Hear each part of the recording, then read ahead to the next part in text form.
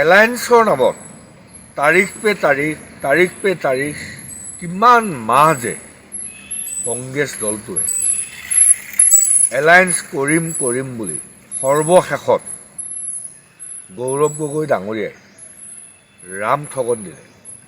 নিৰ্বাচন মাত্ৰ আৰু 19টা দিন বাকী আছে।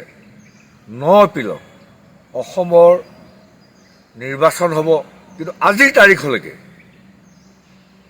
কংগ্ৰেছ দলটোৰ অহংকাৰ, পৰিয়ালবাদ, নিজৰ সন্তান, নিজৰ পুত্ৰ, ভাই, ককাই, অঙহী, বঙহী আৰু কংগ্ৰেছ দলটোৰ প্ৰতিজন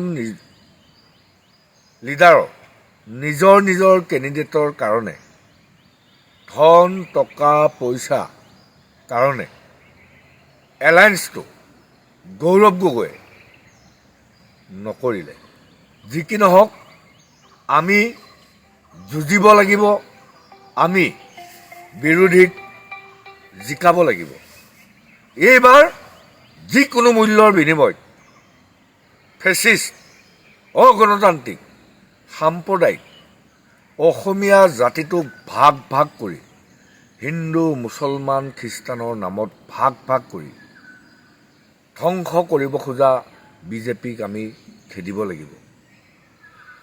পৰিয়ালতন্ত্ৰৰ পৰা অসমবাসী ৰাইজক আমি উদ্ধাৰ কৰিব লাগিব আৰু সমগ্ৰ অসমবাসী ৰাইজে বিজেপিক এইবাৰ যিকোনো মূল্যৰ বিনিময়ত অসমীয়া জাতিটোক বচাবলৈ, আমাৰ ভাষা বচাবলৈ, আমাৰ সংস্কৃতি বচাবলৈ বিজেপিক প্ৰতিহত কৰাটো প্ৰতিজন গণতান্ত্ৰিক মানুহৰ জাতীয় দায়িত্ব।